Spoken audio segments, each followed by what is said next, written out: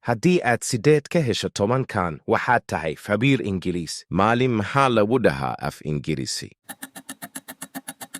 Day. Habeen maxaa lagu dhahaa af Ingiriisi? Night. Subax maxaa lagu dhahaa af Ingiriisi? Morning. Haddii saddexda ugu horeyso aad saxday leeg saar muuqaalka. Galab maxaa lagu dhahaa af Ingiriisi? Afternoon. Fiid maxaa lagu dhahaa af Ingiriisi?